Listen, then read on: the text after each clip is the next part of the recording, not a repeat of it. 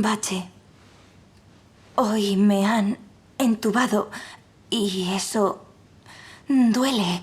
Y ahora estoy frenética y no puedo dejar de pensar en las calorías que contiene el goteo y si se quedarán. 1500. Lo he comprobado. Me han sondado varias veces. Intentamos no desviarnos de los asuntos y no hablamos de cifras, de peso ni de nada así. Perdón. 1500. ¿Qué sientes ahora, Pearl? No pasa nada. No lo sé. Es que me cuesta mucho.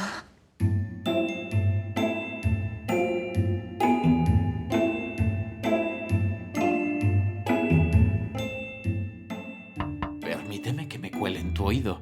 Esta voz que estás escuchando, en realidad no soy yo. Son chisporroteos eléctricos en el interior de tu cabeza.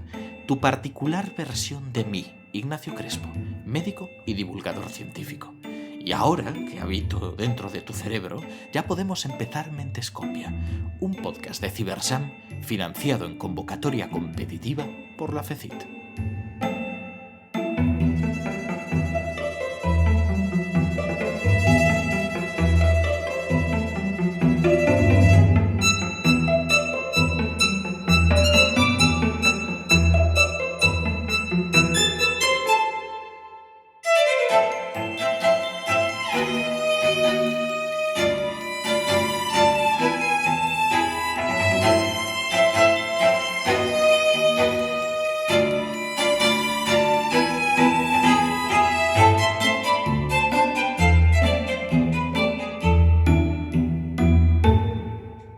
Cuando hablamos de los trastornos de la conducta alimentaria, TCA, solemos pensar en anorexia, bulimia, pero en realidad la lista es mucho más larga y muchísimo más compleja de lo que imaginamos. Si no los conocemos, será imposible que los reconozcamos y la labor se hace incluso más compleja si tenemos en cuenta que los pocos que conocemos, los conocemos por clichés.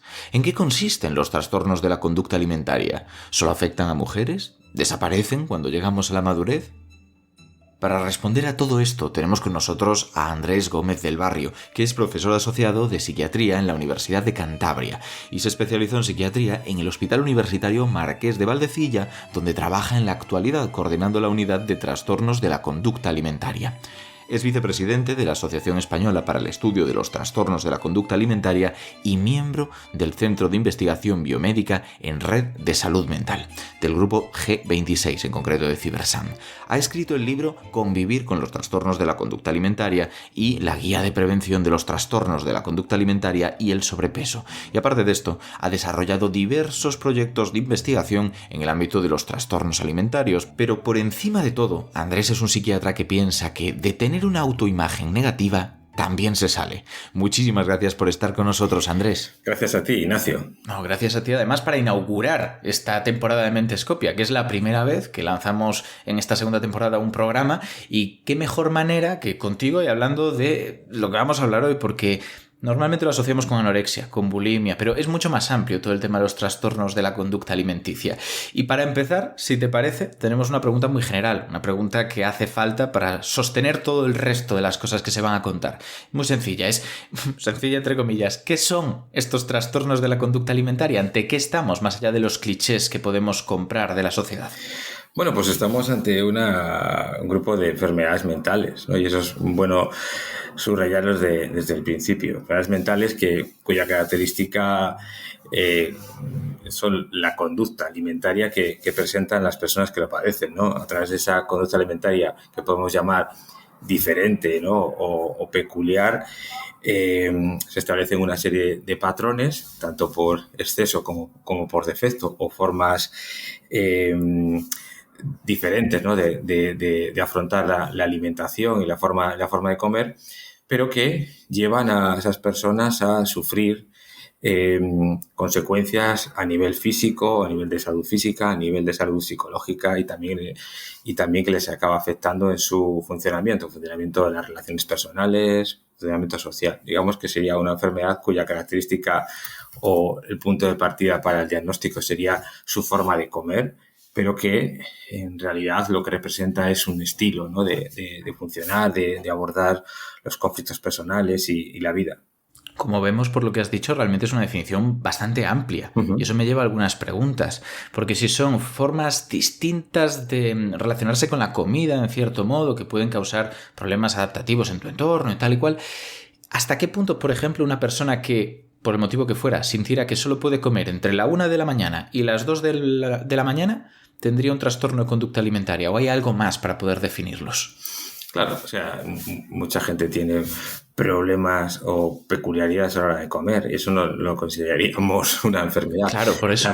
La enfermedad aparecería en relación a qué punto, o sea, ese tipo de comer o esas horarios de comida le llevan a cambiar su estilo de vida, ¿no? Le afectan al día siguiente, en las relaciones personales, en el trabajo, o en su salud física, ¿no? Es decir, que una persona puede en un momento determinado dejar de comer o estar que ha pasado las navidades, pues comer de más y no por eso va a tener un trastorno alimentario. Pero si eso se convierte en un hábito, en una costumbre y acaba afectando a su peso, acaba afectando a cómo se ve, cómo le ven los demás, pues estaremos hablando de que sí que puede acabar siendo una enfermedad. Claro. Por llevarlo un poco a lo banal, pero también para entender estos límites. Si alguien de repente me dice que le tiene una fobia terrible a los espaguetis, no va a ser un trastorno de la conducta alimentaria. Eso no va a influir tanto ni en su salud, ni en sus hábitos, ni en nada. Entiendo. De entrada no. Claro. De entrada en la fobia a los espaguetis podría ser algo también peligroso, ¿no? Y podría... Si es italiano igual es un problema. Claro. Y podría significar que tiene ahí una fobia de otro tipo, ¿no? O a saber, en cualquier caso, eso llevaría a una segunda pregunta, ¿no? Y qué es lo que piensas que te van a producir los espaguetis y demás. Y a partir de ahí, a lo mejor sí que descubrimos que lo que en realidad le preocupa es lo que esos espaguetis van a producir en su cuerpo, ¿no? Pues hidratos de carbono, que le van a engordar, etcétera, etcétera, y que eso va a afectar a su autoestima, a su imagen y tal, ¿no? Entonces, una pregunta un comentario aparentemente inocente puede llevarnos a otra y otra. Claro. Y encontrar una enfermedad. Claro. Imagínate que compramos esta idea de clasificar todo el mundo en pequeñas cajitas, que es lo que hacemos muchas veces en distintas disciplinas científicas. Y entonces yo te pregunto cuáles son las principales clasificaciones que hay dentro de este concepto tan amplio que son los trastornos de la conducta alimentaria. Anorexia, bulimia, ¿estas clasificaciones populares tienen sentido? Sí, claro, tienen sentido y la gente conoce sobre todo pues, la anorexia nerviosa, ¿no? Que es el prototipo, ¿no? Persona hiperdelgada, ¿no? Que tiene un cuadro de desnutrición y que de alguna manera pues su imagen corporal la tiene distorsionada. Eso es lo más prototípico, ¿no? Pero por otro lado tenemos muchos de estos casos que acaban evolucionando a personas que tienen descontrol. Por así decirlo, tendríamos un perfil, digamos, más controlado, ¿no? De que sería la anorexia, y otro perfil más descontrolado, que a veces surge del hipercontrol, que sería los que al final acaban teniendo atracones, y esos atracones les lleva a querer compensarlo, ¿no? Y aparecen conductas de otra vez control, purgas, vómitos, abuso de laxantes, diuréticos y ejercicio. Y como nombres, si me pides nombres, tenemos la anorexia nerviosa, la bulimia nerviosa, el trastorno por atracones, que sería, digamos, una forma extrema, ¿no? De bulimia nerviosa, en el que no hay purgas, por así decirlo, y normalmente suele haber obesidad acompañante.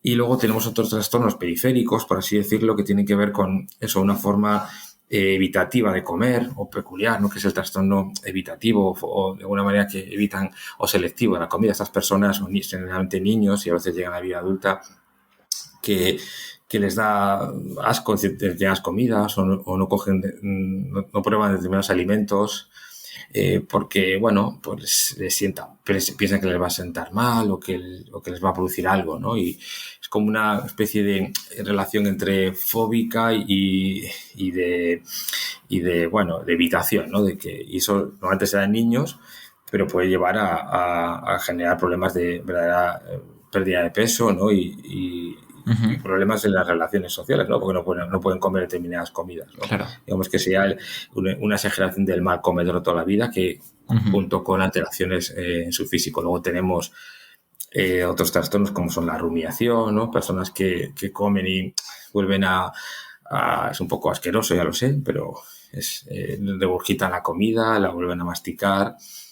Y otro tipo de trastorno que se llama pica, son personas que acaban comiendo objetos, digamos, no comestibles, tipo papel, piedras, y a veces es curioso, ¿no? Porque cuando se ve en adultos, pues son capaces de señalarte, ¿no? Los sabores y determinadas texturas que tiene la tierra, ¿no? O que tienen las piedras, ¿no? Las piedras que se pueden disolver. Claro. Has hablado en parte de niños, de este imagen, ¿no? De un niño que es mal comedor, que puede empezar a preocuparse por que le sienta mal, que no. Y esto me lleva a preguntarte por el aspecto demográfico de estos trastornos de la conducta alimentaria, porque si bien has nombrado a los niños, normalmente se nombra a mujeres jóvenes y popularmente es con lo que solemos asociar los principales trastornos de los que has hablado. ¿Es esto cierto? ¿Tiene sentido? En realidad es así. En realidad es una enfermedad que afecta mayoritariamente a mujeres y mujeres jóvenes. Eso sigue siendo cierto, ¿no? Quiere decir que tenemos una alta frecuencia entre mujeres y hombres. Por cada 10 mujeres aparece un hombre, ¿no? Y además es así como matemático y claro, no sabemos exactamente si es que los hombres, porque con la edad van apareciendo más hombres, ¿no? Claro. En realidad, quizá también esto conlleva que muchos hombres consideran que es una enfermedad de mujeres, ¿no? Y a la hora de pedir ayuda, pues no se sienten identificados, ¿no? Y la vergüenza a veces conlleva que no pidan ayuda, ¿no? Entonces vemos incluso los chicos jóvenes que se sienten un poquito distintos cuando están con mujeres porque piensan que no se sienten del todo representados, ¿no? Y les tarda mucho más en pedir ayuda. La media de edad de aparición suele ser los 16 años, 17 años, ¿no? Es la edad típica de inicio de una anorexia, y según vamos pasando hacia el, digamos, el perfil más de descontrol, ya va aumentando la edad, ¿no? A partir de los 20 y tantos ya aparecen muchos más casos de bulimia, trastornos por atracones, etc. En los últimos años lo que estamos viendo es que sí que hay un descenso en la edad de inicio. Estamos viendo casos de niñas y niños con 10, 12 años que inician un cuadro de anorexia, y también hay un aumento de trastornos por atracones, ¿no? Asociados a obesidad. Uh-huh. Esto me lleva a otra pregunta, porque tal y como lo ibas describiendo, de nuevo la imagen que se nos forma, la imagen popular, es de una mujer joven y extremadamente delgada. Pero mi pregunta es si siempre tiene que darse estas condiciones. O sea, ¿una persona con anorexia siempre está extremadamente delgada o es más por el comportamiento que tiene en cuanto a que limita su ingesta, hace ejercicio de forma compulsiva, independientemente del resultado que tenga en su cuerpo? Por definición, la anorexia tiene que tener un peso bajo. Vale. Eso sí. Para diagnosticar a alguien de anorexia nerviosa, la característica es el peso bajo, y el peso bajo quiere decir por debajo de lo sano, ¿no? Por debajo de lo saludable. Otra cosa es que en el inicio, a veces el sobrepeso o la obesidad puede ser un factor, ¿no? Un factor decisivo a la hora de que alguien quiera, evidentemente, bajar de peso a partir de que se ve mal, o alguien le comenta que debería cambiar su peso, o hay burlas o comentarios. Claro. Comprendo la diferencia. Es que es una de estas preguntas que la gente no suele caer en ella, solemos asumirlo, pero suele tener más trasfondo médico y científico del que pensamos. Y me lleva a otra pregunta también, que está relacionada con cómo afecta, porque todos entendemos que no comer o hacer ejercicio de forma excesiva, o conductas como puede ser las purgas, son preocupantes y debilitan. Pero ¿qué otra serie de efectos graves, que serán graves, tienen en la salud? Pues mira, afecta a todo el organismo. En realidad, nuestros pacientes con trastorno de conducta alimentaria padecen todo tipo de alteraciones, desde cardíacas, digestivas, neurológicas. Se afecta a todo el organismo, ¿no? Porque la desnutrición lleva a eso, y si encima se suma estas conductas purgativas en las que uno vomita o abusa de laxantes o diuréticos, pues se produce un desequilibrio en el organismo que acaba afectando a muchas funciones del cuerpo, y de hecho a veces es lo primero que se ve, ¿no? Cuando nuestro interés también a la hora de detectar a estos pacientes es formar a los pediatras y a los médicos de familia en este tipo de alteraciones hidroelectrolíticas, analíticas, que a veces pasan desapercibidas y que pueden ser el inicio de un trastorno. Una de las cosas que hemos visto es que que los pacientes con trastorno de conducta alimentaria acuden al médico más que los pacientes que no tienen, que están sanos, por así decirlo, ¿no? Podemos pensar, no, pues están a gusto, no acuden al médico. Sí, sabemos que acuden. El año previo a verles en consulta han acudido más veces a su médico o su pediatra que aquellos que no tienen un trastorno. Eso quiere decir que ya había una serie de alteraciones que por alguna razón los médicos de cabecera o los pediatras no detectaron, porque obviamente que una chica joven te consulte por problemas menstruales, que te consulte por dolores abdominales, que te consulte por problemas digestivos, pues no te da que pensar en que puede estar iniciando un trastorno alimentario, pero muchas veces es el inicio, ¿no? Uh-huh. Hay otra pregunta que yo creo que la gente se hace en general y es: ¿quién tiene la culpa de que de repente alguien desarrolle estos trastornos? No porque tenga que existir un culpable, sino porque somos muy dados a eso, ¿no? A buscar de qué depende, a quién se debe, quién lo ha hecho mal. Bueno, ¿quién tiene la culpa del cáncer? ¿Quién tiene la culpa de la depresión? Uh-huh. En realidad es una suma de factores. No deja de ser una enfermedad como otra cualquiera en la que hay una serie de interacción, ¿no? Una interacción de entre varios factores. Está claro que hay una parte, digamos, de predisposición genética, o sea, no cualquier persona puede tener un trastorno alimentario, o sea, no es la típica cosa que uno dice, venga, vamos a pillar la anorexia, venga, vamos a ponernos a ello. Claro. No lo de alguna buscas. manera tiene que haber una predisposición genética y cada vez hay más evidencias de que sí que la hay, ¿no?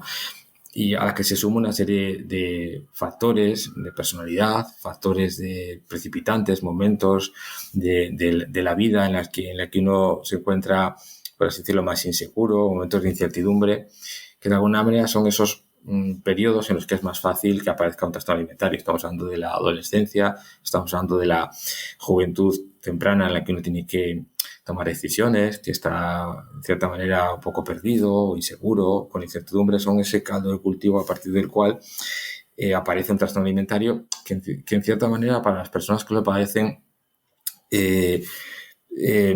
en un momento determinado les da cierta sensación de control o de equilibrio, ¿no? Falsamente, ¿no? Pero inicialmente es así, ¿no? Casi todas las pacientes nos comentan cómo en su inicio pues se sentían mejor, ¿no? Y es raro que en una enfermedad uno se sienta mejor. En eso tiene una peculiaridad frente a otras enfermedades, ¿no? Casi nadie podría hablar de salvo las adicciones, ¿no? Uh-huh. Nadie podría hablar de una enfermedad en la que uno se siente bien al tenerla, ¿no? Y trastornos alimentarios, al principio, durante un tiempo, los pacientes te comentan que se sentían bien, se sentían mejor que antes, ¿no? Lo cual les lleva a no considerar una enfermedad de inicio y, por supuesto, a no pedir ayuda. Claro, me recuerda un poco cuando en la primera temporada hicimos un programa sobre el trastorno bipolar y cuando hablaban del periodo maníaco o hipomaníaco pasaba algo parecido. Ellos decían que se encontraban mejor que nunca. ¿Cómo le explicas, cómo te acercas a alguien que está viviendo eso y perceptivamente dice, oye, estoy mejor que nunca? Y le dices, igual tenemos un problema y hay que trabajarlo. Entiendo que eso es dificilísimo, el abordaje. Pues efectivamente, o sea, estoy acostumbrado a recibir a personas, generalmente adolescentes, que son traídos a la consulta a disgusto o no sintiéndose enfermas. En este caso hablo de femenino porque es lo más habitual, ¿no?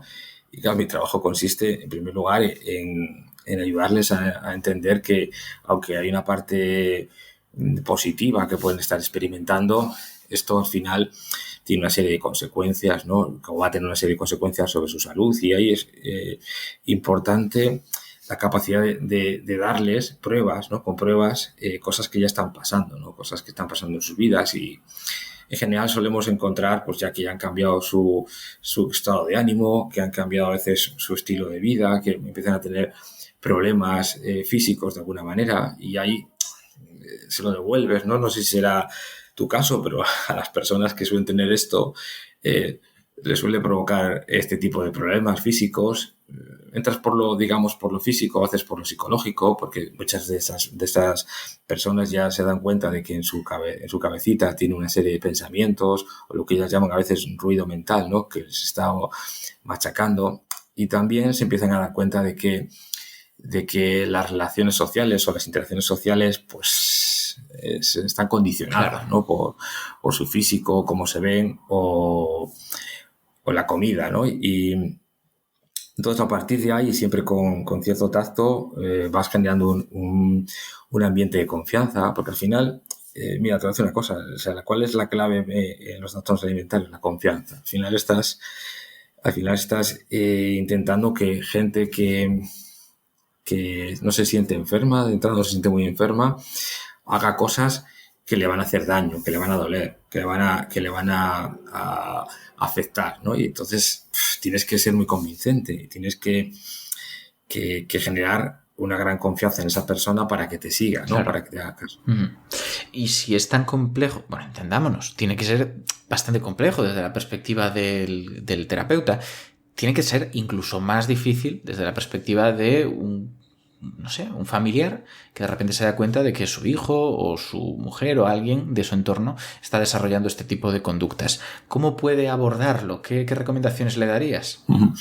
Sin duda, ¿no? Si como bien decías, es difícil para un profesional que en cierta manera tiene formación, está acostumbrado a lidiar con pacientes y muchas veces pues no es capaz de enganchar o conseguir cambios, pues para la familia, en primer lugar, es un gran shock. Y eso es súper importante. O sea, nosotros no concebimos tratar a un paciente sin tratar a la familia o sin darle apoyo, ¿no? La familia, en primer lugar, se siente culpable porque de alguna manera cree que no se ha dado cuenta, ¿no? De que había un trastorno, porque a veces es difícil detectarlo, que convivas con esa persona no es fácil darte cuenta, porque a veces pasa de una manera silente, ¿no?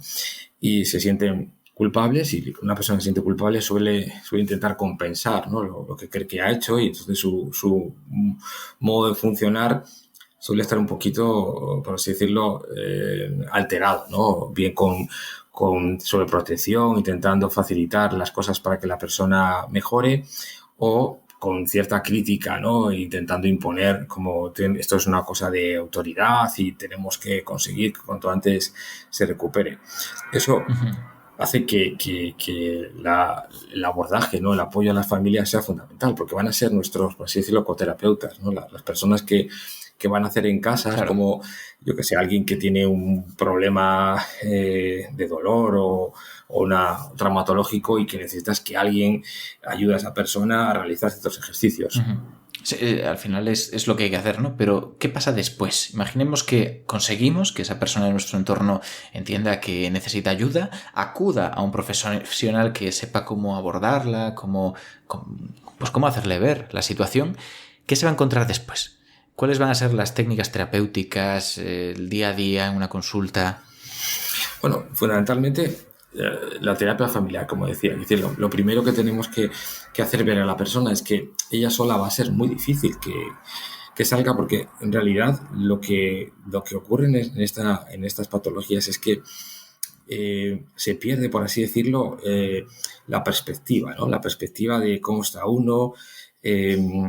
Se interpretan de una manera inadecuada, ¿no? Las señales de hambre, de saciedad, y eso tiene un correlato biológico que cada vez es más evidente. Se sabe que hay regiones cerebrales que tienen una disfunción, y entonces hay que hacerle ver a esa persona que por desgracia pues no puede fiarse de esas sensaciones, ¿no? Y que necesita alguien desde fuera. Nosotros ponemos a veces metáforas o ejemplos, ¿no? Pues como ahora el tema de la pérdida de olfato o la pérdida de gusto, pues hombre, pues haces probar a alguien, oye, esto cómo huele y tal, ¿no? Pues les indicamos que a veces tienen que fiarse en alguien al lado que les vaya guiando, ¿no? Respecto a las cantidades, respecto a cuánto es mucho, cuánto es poco. Y eso obviamente necesita formación, ¿no? Porque tenemos que formar a los padres sobre cantidades, sobre qué deben hacer, también cómo deben tratarle. Todo esto, la terapia familiar consiste sobre todo en empoderar o darles herramientas a la familia para que tutelen, guíen nuevamente a los adolescentes, a jóvenes que conviven en casa, ¿no? Cuando ya estamos hablando de personas que no conviven con un familiar o no tienen ese cuidador, tenemos que trabajar más con la capacidad del paciente para identificar sus pensamientos, identificar sus conductas, identificar sus emociones y poder manejarlas. Claro. Eso nos lleva a una terapia psicológica. Entiendo que entonces el hecho de tener una familia a tu alrededor que se implique es un factor positivo, un factor que suele ayudar a la recuperación. Por supuesto.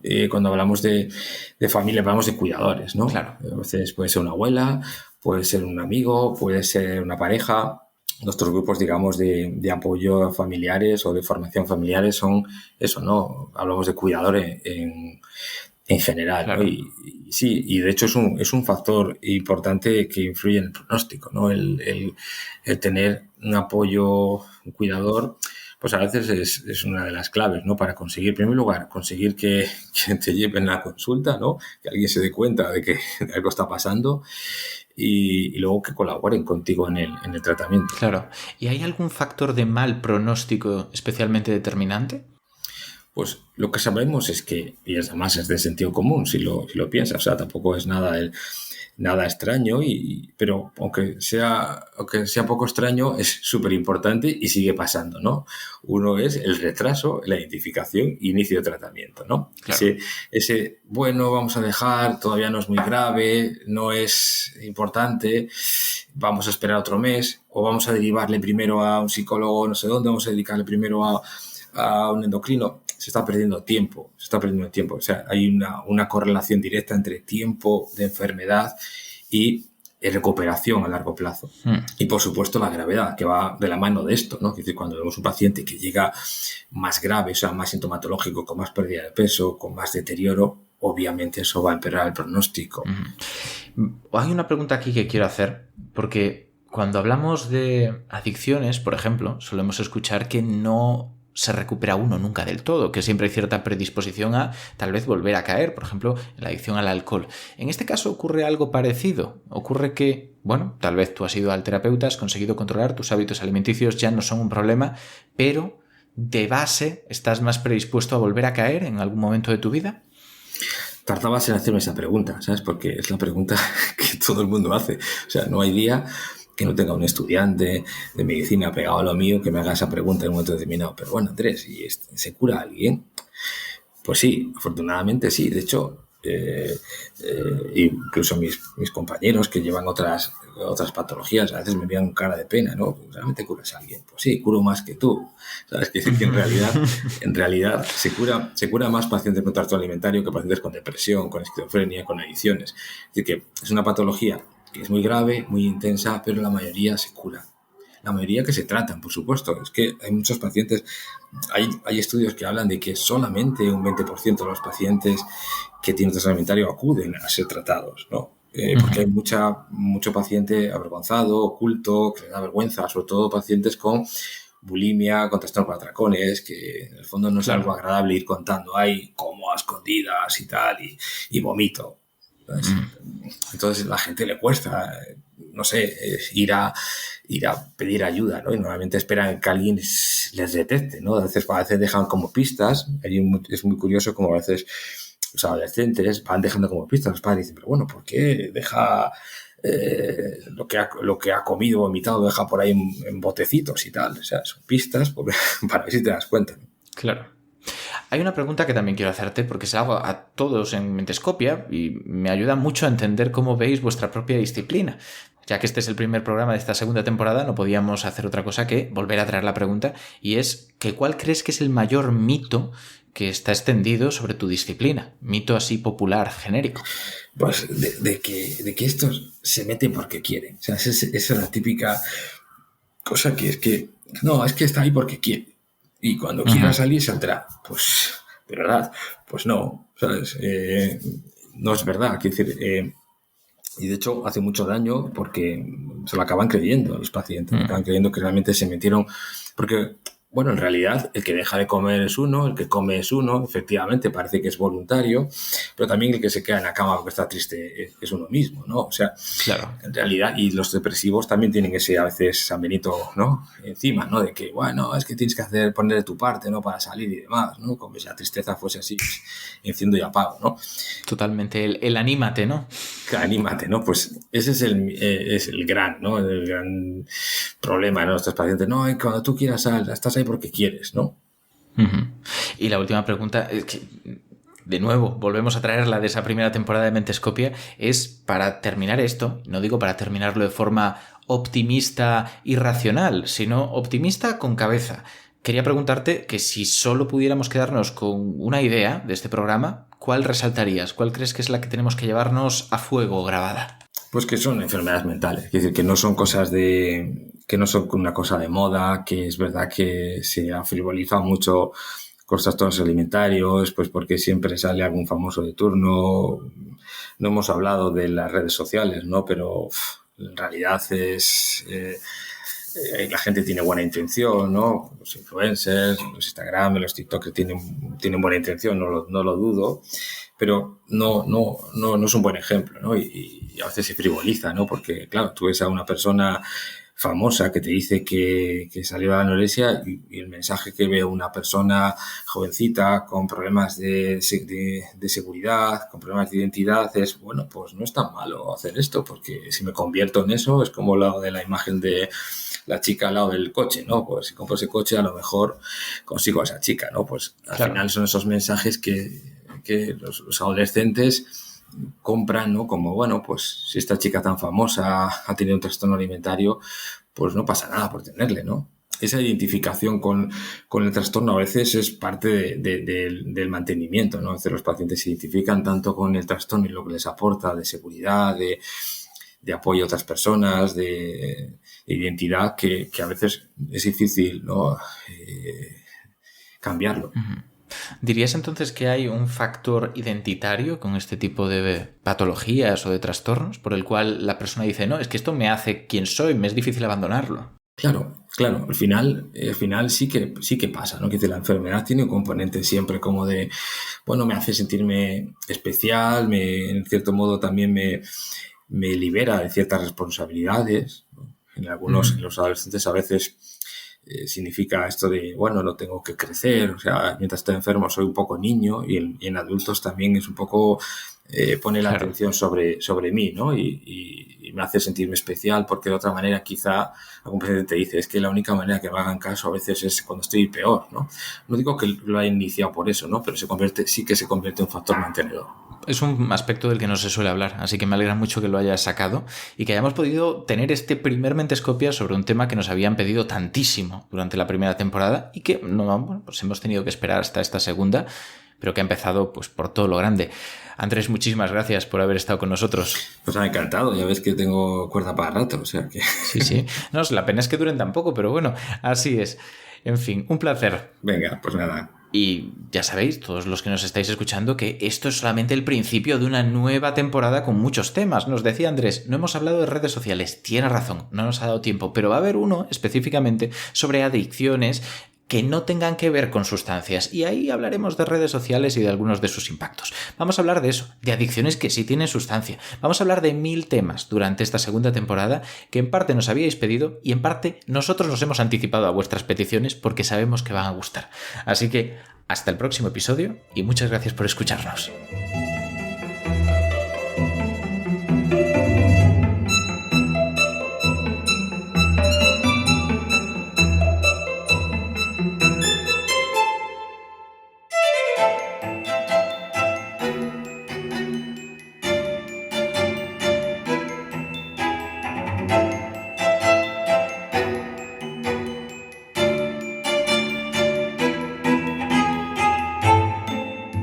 Mentescopia es un proyecto impulsado por el Grupo Multidisciplinar de Psiquiatría Translacional perteneciente a la red Cibersam, con la colaboración de la Fundación Española para la Ciencia y la Tecnología, Ministerio de Ciencia e Innovación, FECID, y Angelini Pharma. Encuentra más información sobre salud mental en nuestros perfiles de redes sociales. Busca Mentescopia en TikTok, Instagram o Twitter. Un podcast de la red Podcastidae.